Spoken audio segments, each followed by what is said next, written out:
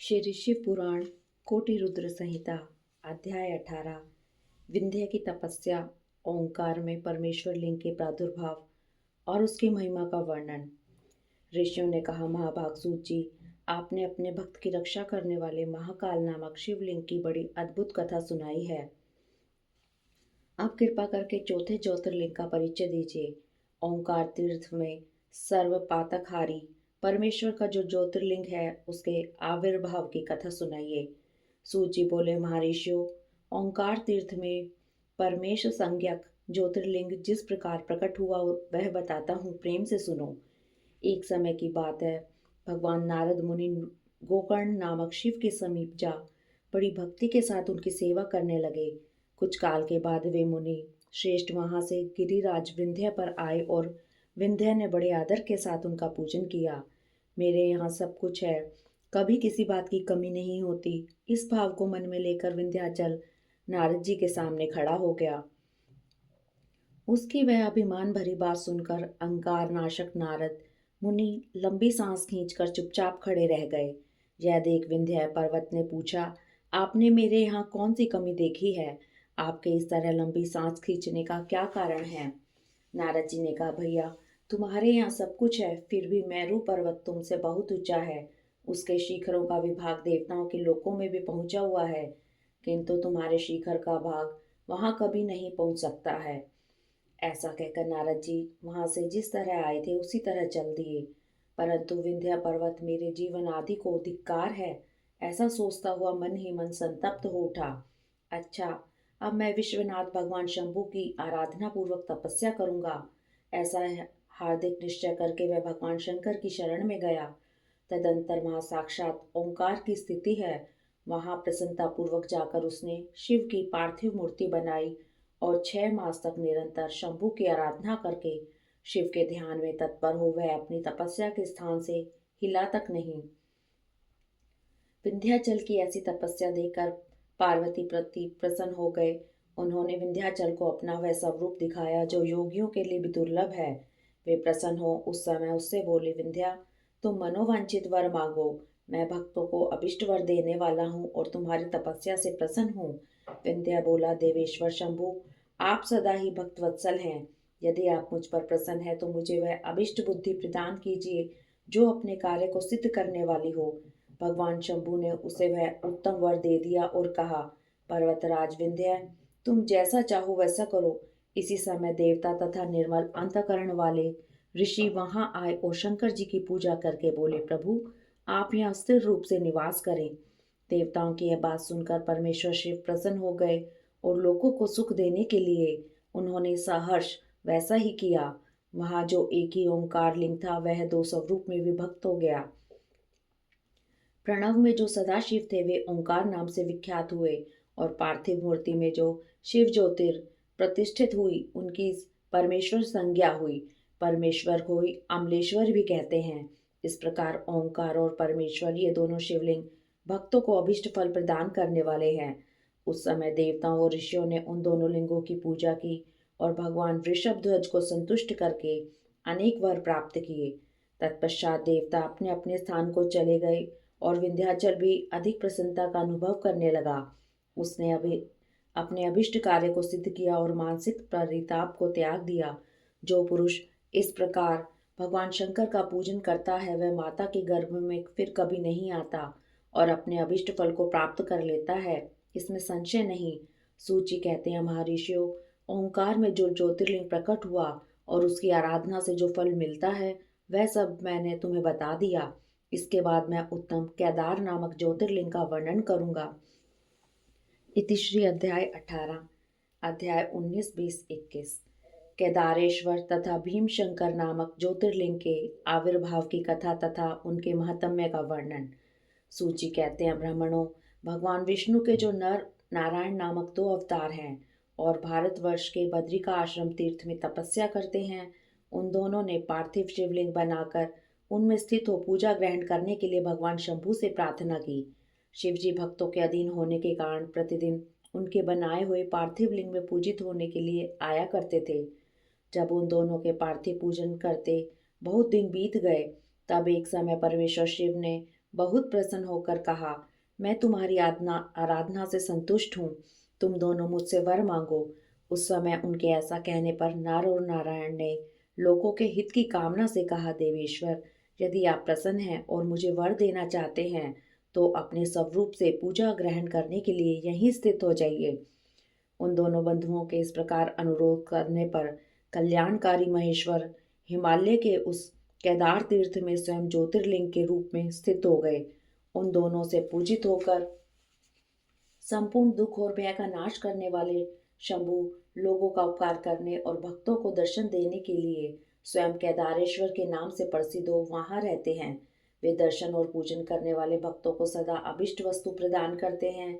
उसी दिन से लेकर जिसने भी भक्ति भाव से केदारेश्वर का पूजन किया उसके लिए स्वपन में भी दुख दुर्लभ हो गया।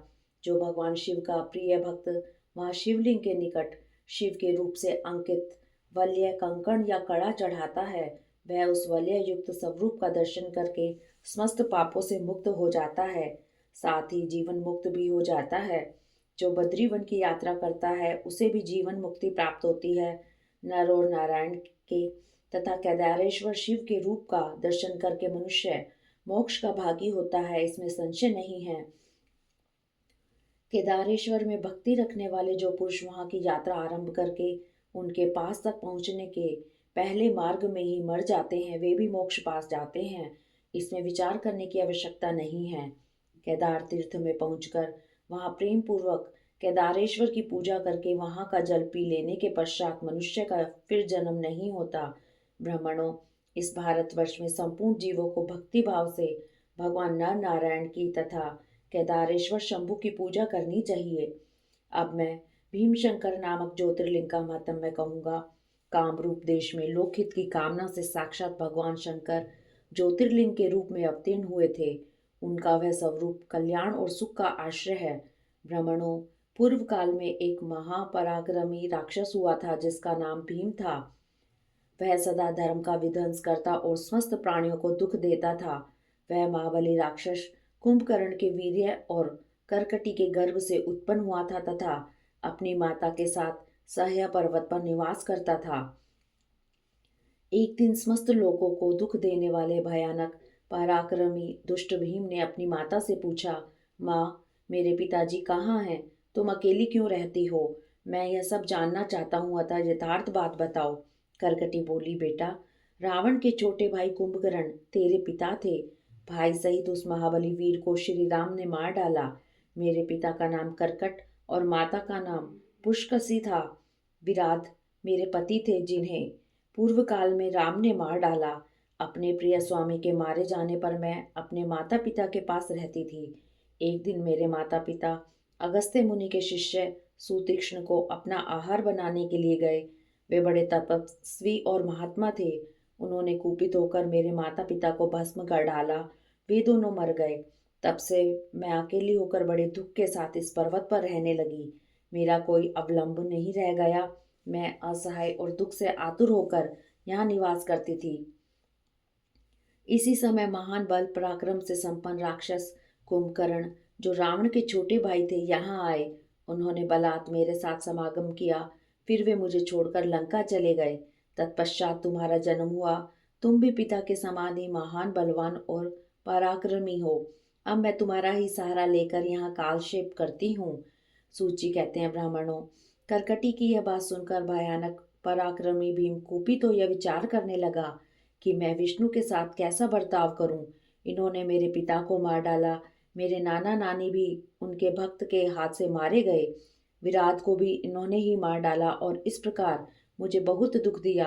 यदि मैं अपने पिता का पुत्र हूँ तो श्री राम को अवश्य पीड़ा दूंगा। ऐसा निश्चय करके भीम महान तप करने के लिए चला गया। उसने ब्रह्मा जी की प्रसन्नता के लिए 1000 वर्षों तक महान तप किया। तपस्या के साथ साथ वह मन ही मन इष्ट देव का ध्यान किया करता था। तब लोक पितामह ब्रह्मा उसे वर देने के लिए गए और इस प्रकार बोले, भीम, मैं तुम पर प्रसन्न हूँ, तुम्हारी जो इच्छा हो उसके अनुसार वर मांगो। भीम बोला, देवेश्वर कमलासन, यदि आप प्रसन्न हैं और मुझे वर देना चाहते हैं तो आज मुझे ऐसा बल दीजिए जिसकी कहीं तुलना ना हो। ऐसा कहकर उस राक्षस ने ब्रह्मा जी को नमस्कार किया और ब्रह्मा जी भी उसे अभिष्ट वर देकर अपने धाम को चले गए। ब्रह्मा जी से अत्यंत बल पाकर राक्षस अपने घर आया और माता को प्रणाम करके शीघ्रतापूर्वक बड़े गर्व से बोला, माँ, अब तुम मेरा बल देखो। मैं इंद्रादि देवताओं तथा इनकी सहायता करने वाले श्री हरि का महान संहार कर डालूंगा।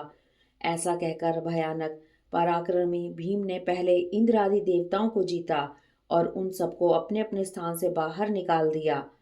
तदंतर देवताओं की प्रार्थना से उनका पक्ष लेने वाले श्री हरि को भी उसने युद्ध में हराया। फिर प्रसन्नतापूर्वक पृथ्वी को जीतना प्रारंभ किया। सबसे पहले वह कामरूप देश के राजा सुदक्षिण को जीतने के लिए गया। वहां राजा के साथ उसका भयंकर युद्ध हुआ। दुष्ट असुर भीम ने ब्रह्मा जी के दिए हुए वर के प्रभाव से शिव के आश्रित रहने वाले महावीर महाराज सुदक्षिण को परास्त कर दिया और सब सामग्रियों सहित उनका राज्य तथा सर्वस्व अपने अधिकार में कर लिया। भगवान शिव के प्रिय भक्त धर्म प्रेमी परम धर्मात्मा राजा को भी उसने कैद कर लिया और उनके पैरों में बेड़ी डालकर उन्हें एकांत स्थान में बंद कर दिया। वहां उन्होंने भगवान की प्रीति के लिए शिव की उत्तम पार्थिव मूर्ति बनाकर उन्हीं का पूजन आरंभ कर दिया। उन्होंने बारंबार गंगा जी की स्तुति की और मानसिक स्नान आदि करके पार्थिव पूजन की विधि से शंकर जी की पूजा संपन्न की। विधि पूर्वक भगवान शिव का ध्यान करके वे प्रणव युक्त पंचाक्षर मंत्र ओम नमः शिवाय का जाप करने लगे। अब उन्हें दूसरा कोई काम करने के लिए अवकाश नहीं मिलता था। उन दिनों उनकी साध्वी पत्नी राजवल्लभा दक्षिणा प्रेम पूर्वक पार्थिव पूजन किया करती थी। वे दंपति अनन्य भाव से भक्तों का कल्याण करने वाले भगवान शंकर का भजन करते और प्रतिदिन उन्हीं की आराधना में तत्पर रहते थे। इधर वही राक्षस वर के अभिमान से मोहित हो यज्ञ कर्म आदि सब धर्मों का लोप करने लगा और सबसे कहने लगा, तुम लोग सब कुछ मुझे ही दो। महर्षियों, दुरात्मा राक्षसों की बहुत बड़ी सेना साथ ले उसने सारी पृथ्वी को अपने वश में कर लिया। वह वेदों, शास्त्रों, स्मृतियों और पुराणों में बताए हुए धर्म का लोप करके शक्तिशाली होने के कारण सबका स्वयं ही उपभोग करने लगा। तब सब देवता तथा ऋषि अत्यंत प्रेरित हो महाकोशी के तट पर गए और शिव का आराधन तथा स्तवन करने लगे। उनके इस प्रकार स्तुति करने पर भगवान शिव अत्यंत प्रसन्न हो देवताओं से बोले, देवगण तथा महर्षियों, मैं प्रसन्न हूँ। वर मांगो, तुम्हारा कौन सा कार्य सिद्ध करूं? देवता बोले, देवेश्वर, आप अंतर्यामी हैं, अतः सबके मन की सारी बातें जानते हैं। आपसे कुछ भी अज्ञात नहीं है। प्रभु महेश्वर, कुंभकर्ण से उत्पन्न कर्कटी का बलवान पुत्र राक्षस भीम ब्रह्मा जी के दिए हुए वर से शक्तिशाली हो देवताओं को निरंतर पीड़ा दे रहा है। अतः आप इस दुखदायी राक्षस का नाश कर दीजिए, हम पर कृपा कीजिए, विलंब न कीजिए। शंभु ने कहा, देवताओं, कामरूप देश के राजा सुदक्षिण मेरे श्रेष्ठ भक्त हैं। उनसे मेरा एक संदेश कह दो, फिर तुम्हारा सारा कार्य शीघ्र ही पूरा हो जाएगा। उनसे कहना, कामरूप देश के अधिपति महाराजा सुदक्षिण, प्रभु, तुम मेरे विशेष भक्त हो, अतः प्रेम पूर्वक मेरा भजन करो। दुष्ट राक्षस भीम ब्रह्मा जी का वर पाकर प्रबल हो गया है, इसलिए उसने तुम्हारा तिरस्कार किया है, परंतु अब मैं उस दुष्ट को मार डालूंगा, इसमें संदेह नहीं है। तब उन सब देवताओं ने प्रसन्नता पूर्वक वहां जाकर उन महाराज से शंभु की कही हुई सारी बात कह सुनाई। उनसे यह संदेश कहकर देवताओं और महर्षियों को बड़ा आनंद प्राप्त हुआ और वे सब के सब शीघ्र ही अपने अपने आश्रम को चले गए।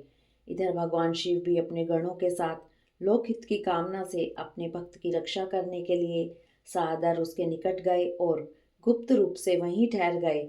इसी समय कामरूप नरेश ने पार्थिव शिवलिंग के सामने गाढ़ ध्यान लगाना आरंभ किया। इतने में ही किसी ने राक्षस से जाकर कह दिया कि राजा तुम्हारे नाश के लिए कोई पुरस्चरण कर रहे हैं। यह समाचार सुनते ही वह राक्षस कुपित हो उठा और उनको मार डालने की इच्छा से नंगी तलवार हाथ में लिए राजा के पास गया। वहां पार्थिव आदि जो सामग्री स्थित थी उसे देखकर तथा उसके प्रयोजन और स्वरूप को समझकर राक्षस ने यही माना कि राजा मेरे लिए कुछ कर रहा है, अतः सब सामग्रियों सहित इस नरेश को मैं बलपूर्वक अभी नष्ट किए देता हूँ।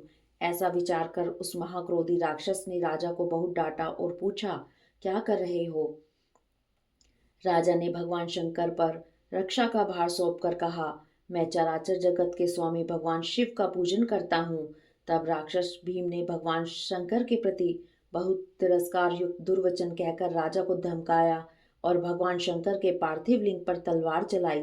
वह तलवार उस पार्थिव लिंग का स्पर्श भी नहीं करने पाई थी कि उससे साक्षात भगवान हर वहां प्रकट हो गए और बोले, देखो, मैं भीमेश्वर हूँ और अपने भक्तों की रक्षा के लिए प्रकट हुआ हूँ।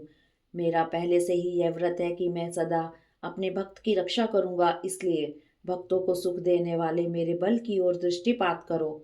ऐसा कहकर भगवान शिव ने पिनाक से उसकी तलवार के 2 टुकड़े कर दिए। तब उस राक्षस ने फिर अपना त्रिशूल चलाया, परंतु शंभू ने उस दुष्ट के त्रिशूल के भी सैकड़ों टुकड़े कर डाले। तदंतर शंकर जी के साथ उसका घोर युद्ध हुआ, जिससे सारा जगत क्षुब्ध हो उठा। तब नारद जी ने आकर भगवान शंकर से प्रार्थना की। नारद जी बोले, लोगों को भ्रम में डालने वाले महेश्वर, मेरे नाथ, आप क्षमा करें, क्षमा करें। तिनके को काटने के लिए कुल्हाड़ा चलाने की क्या आवश्यकता है? शीघ्र ही इसका संहार कर डालिए। नारद जी के इस प्रकार वचन प्रार्थना करने पर भगवान शंभू ने हुंकार मात्र से उस समय समस्त राक्षसों को भस्म कर डाला। उन्हें सब देवताओं के देखते देखते शिव जी ने उन सारे राक्षसों को दग्ध कर दिया। तदंतर भगवान शंकर की कृपा से इंद्र आदि समस्त देवताओं और मुनीश्वरों को शांति मिली तथा संपूर्ण जगत स्वस्थ हुआ। उस समय देवताओं और विशेषतः मुनियों ने भगवान शंकर से प्रार्थना की कि प्रभु, आप यहाँ लोगों को सुख देने के लिए सदा निवास करें। यह देश निंदित माना गया है, यहाँ आने वाले लोगों को प्राय दुख ही प्राप्त होता है, परंतु आपका दर्शन करने से यहाँ सबका कल्याण होगा। आप भीम शंकर के नाम से विख्यात होंगे और सबके संपूर्ण मनोरथों की सिद्धि करेंगे। आपका यह ज्योतिर्लिंग सदा पूजनीय और समस्त आपत्तियों का निवारण करने वाला होगा। सूत जी कहते हैं, ब्राह्मणों, उनके इस प्रकार स्तुति करने पर लोकहितकारी एवं भक्तवत्सल परम स्वतंत्र शिव प्रसन्नता पूर्वक वहीं स्थित हो गए। हरिओम तत्सत। इति श्री अध्याय 19, 20, 21।